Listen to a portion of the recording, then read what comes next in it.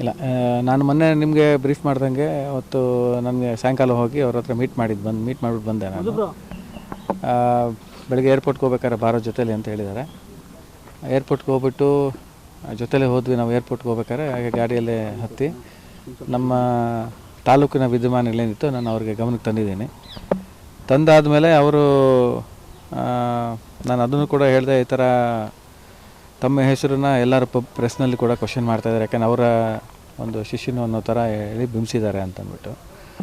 ಅದಕ್ಕೆ ಅಣ್ಣ ಇದ್ಕೊಂಡು, ನೋಡಪ್ಪ ನಾನು ಯಾವ ಥರ ಅಂತ ನಿನಗೆ ಗೊತ್ತಿದೆ, ಅವರು ಅದನ್ನು ನಮ್ಮ ಗೌರವ ಉಳಿಸ್ಬೇಕಾಗಿರೋ ಕರ್ತವ್ಯ ನಿಮಗೂ ಇರುತ್ತೆ, ಅವ್ರಿಗೂ ಇರುತ್ತೆ. ಇದುವರೆಗೂ ನೀನು ಉಳಿಸ್ಕೊಂಬಂದಿದ್ದೆ, ಅವರು ಅದನ್ನು ಎಲ್ಲೋ ಒಂದು ಹತ್ರ ಅದನ್ನು ಸರಿಯಾಗಿ ನಡ್ಕೊಂಡಿಲ್ಲ ಅನ್ನೋದು ಅವ್ರಿಗೆ ಬೇಜಾರು ಬಿದ್ದಿದ್ದಾರೆ. ಅದರಲ್ಲೇನು ಎರಡನೇ ಮಾತಿಲ್ಲ. ಯಾಕಂದರೆ ನಾನು 45 ವರ್ಷ, ನಮ್ಮ ಫ್ಯಾಮಿಲಿ ಆಗ್ಬೋದು, ಅವರಾಗ್ಬೋದು, ಒಡನಾಟ ಆಲ್ಮೋಸ್ಟ್ 45 ವರ್ಷದಿಂದ ನಾವು ಜೊತೆಲಿದ್ದೀವಿ.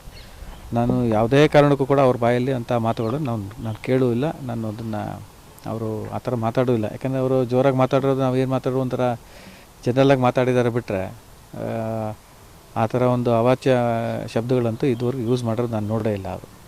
ಸೊ ಅದ್ರ ಬಗ್ಗೆ ಅವರು ಶಿವಕುಮಾರ್ ಬೇಜಾರು ಬಿದ್ದರು. ಈ ಥರ ಇದೆಯಪ್ಪ, ಆಯಿತು ಮುಂದಕ್ಕೆ ನೋಡ್ಕೊಂಬರ್ತೀನಿ, ನಾನು ಡೆಲ್ಲಿಗೆ ಹೋಗಿ ಬಂದಮೇಲೆ ಅದ್ರ ಬಗ್ಗೆ ಡಿಸ್ಕಷನ್ ಮಾಡೋಣ ಅಂತಂದ್ಬಿಟ್ಟು ಹೇಳಿದ್ದಾರೆ. ನಿನ್ನೆ ಬಂದಿದ್ದಾರೆ, ನಾನು ಫೋನ್ ಮಾಡಿದೆ, ನಾನು ಬಂದು ಮೀಟ್ ಮಾಡ್ಬೋದಾ ಅಂತ. ಅದಕ್ಕೆ ಇವತ್ತು ನಾಳೆ ಅಂತಂದ್ಬಿಟ್ಟು ಹೇಳಿದ್ದಾರೆ. ಅವರೆಲ್ಲ ಹೊರಗಡೆ ಹೋಗೋದು ಪ್ರೋಗ್ರಾಮ್ ಇದೆಯಂತೆ, ಅದಕ್ಕೋಸ್ಕರ ನಾವು ವೆಯ್ಟ್ ಮಾಡ್ತಾಯಿದ್ದೀವಿ. ಅವರು ಯಾವ ಟೈಮ್ಗೆ ಬರೋಕ್ಕೆ ಹೇಳ್ತಾರೆ ನಾನು ಹೋಗ್ಬಿಟ್ಟು ಇನ್ನೊಂದು ಸತಿ ಅವರ ನೆಕ್ಸ್ಟ್ ಸ್ಟೆಪ್ ನಮ್ಗೆ ಗೊತ್ತಾಗುತ್ತೆ. ಸಕ್ರಿಯವಾಗಿ ಇರಲೇಬೇಕು, ಯಾಕಂದರೆ ಈಗ ಇರೋ ಪರಿಸ್ಥಿತಿಯಲ್ಲಿ ನಾನು ಇರಲೇಬೇಕಾಗುತ್ತೆ. ಯಾಕಂದರೆ ನಾಳೆ ದಿನ ಇವತ್ತಾಗಿರೋವಂಥ ಒಂದು ಡ್ಯಾಮೇಜ್ ಏನಿದೆ ಅದನ್ನು ಸರಿ ಮಾಡಬೇಕು ಅಂದರೆ ಇಲ್ಲಿ ಇರಲೇಬೇಕು ನಾವು. ಅದಕ್ಕೆ ಯಾಕಂದರೆ ಬಣ್ಣಗಳು ಅಂತ ಅನ್ನೋದು ಏನಿದೆಯೋ ಅದು ನಾವಂತೂ ಕ್ರಿಯೇಟ್ ಮಾಡಿಲ್ಲ, ಬೇರೆ ಯಾರು ಕ್ರಿಯೇಟ್ ಮಾಡಿದ್ದಾರೆ. ಫಸ್ಟು ನನ್ನ ಒಂದು ಇವತ್ತೂ ಕೂಡ ನೋಡಿ, ಎಲ್ಲ ಬಣ್ಣಗಳವರು ಅಂದರೆ ಅವ್ರವ್ರು ಏನು ಬಿಂಬಿಸಿದ್ರೋ ಎಲ್ಲ ಬಣ್ಣದವರು ಇಲ್ಲಿದ್ದರು. ಯಾರು ಕೂಡ ಒಬ್ಬರು ಕೂಡ ಅಣ್ಣ ನೀವು ನಿಮ್ಮ ಇಂಥ ಬಣ್ಣದವರು, ನಾವು ಅಂಥ ಬಣ್ಣದವರು ಅಂತ ಅಂದ್ಬಿಟ್ಟು ಯಾರು ಕೂಡ ಎಲ್ಲೂ ಕೂಡ ಅವರ ಬಾಯಲ್ಲಿ ಬರಲಿಲ್ಲ. ನಾವೆಲ್ಲ ಕಾಂಗ್ರೆಸ್ನವರೇ ಅನ್ನೋದು ಒಂದು ಮನೆಯವರು ಅನ್ನೋ ಥರ ಒಂದು ಭಾವನೆ ಇಟ್ಕೊಂಡು ಅವ್ರು ನಮ್ಮ ಹತ್ರ ಬಂದು ಕೂತ್ಕೊಂಡು ಅವರ ಒಂದು ವೈಯಕ್ತಿಕ ಒಪಿನಿಯನ್ಸ್ನ ಈ ಚೀಮೂಲ್ ಎಲೆಕ್ಷನ್ಸ್ ಏನಿದೆ ಅದ್ರ ಬಗ್ಗೆ ಎಕ್ಸ್ಪ್ರೆಸ್ ಮಾಡಿ ಹೋಗಿದ್ದಾರೆ. ಒಂಥರ ಸಾಂದರ್ಭಿಕವಾಗಿ ಎಲ್ಲರೂ ಕೂಡ ಹೊಂದಾಗಿದ್ದೀವಿ ಅನ್ನೋದು ಒಂದು ನನ್ನ ಭಾವನೆ. ಅದು ನಾನು ಬಂದಿರೋದಕ್ಕಾಗಿರ್ಬೋದು ಅಥವಾ ಈ ರಾಜೇಗೌಡರು ಮಾಡಿರ್ತಕ್ಕಂಥ ಒಂದು ಇದರಿಂದನೂ ಆಗಿರ್ಬೋದು, ಆ ನೋವಿನಿಂದನೂ ಆಗಿರ್ಬೋದು. ನಾವು ತೊಗೊತೀವಿ ಅಂತ ನಮಗೊಂದು ಕಾನ್ಫಿಡೆನ್ಸ್ ಇದೆ. ಯಾಕಂದರೆ ನಮ್ಮದೇ ಆದಂಥ ಒಂದು ಕ್ಯಾಲ್ಕುಲೇಷನ್ಸ್ ನಾವು ಮಾಡ್ತಾಯಿದ್ದೀವಿ. ಮತ್ತು ಸುಧಾಕರಣ್ಣ ಮಾಡಿರೋಂಥ ಕಾಂಟ್ರಿಬ್ಯೂಷನ್ ಏನಿದೆಯೋ, 2 ಚೀಮೂಲನ್ನ ನಮ್ಮ ಚಿಕ್ಕಬಳ್ಳಾಪುರ ಕ್ಷೇತ್ರಕ್ಕೆ ತಂದಿರೋವಂಥದ್ದು ಒಂದು ಅಚೀವ್ಮೆಂಟ್ ಏನಿದೆಯೋ ಅದ್ರದ್ದು ತುಂಬ ಇನ್ಫ್ಲೂಯೆನ್ಸ್ ಇರುತ್ತೆ ಅಂತ ನಾನು ಭಾವಿಸ್ತಾ ಇದ್ದೀನಿ.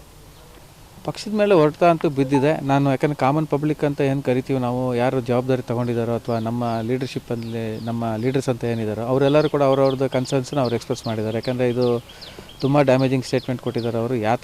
ಯಾಕೆ ಈ ಥರ ಆಯಿತು ಅನ್ನೋದು ಕೂಡ ಎಲ್ಲರಿಗೂ ಒಂಥರ ಮನಸ್ಸಿಗೆ ಬೇಜಾರಾಗಿರೋಂಥದ್ದು.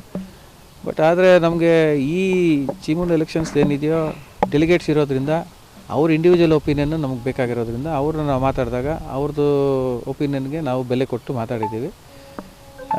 ಅಂಥ ಎಫೆಕ್ಟ್ ಅಂಥದ್ದು ಏನು ಇರೋಲ್ಲ ಅಂತ ಅನಿಸುತ್ತೆ. ಯಾಕಂದರೆ ಪಾರ್ಟಿ ಬಣ್ಣ ಕಟ್ಕೊಂಡಿರ್ತಾರೆ ಅವ್ರು ಆಲ್ರೆಡಿ.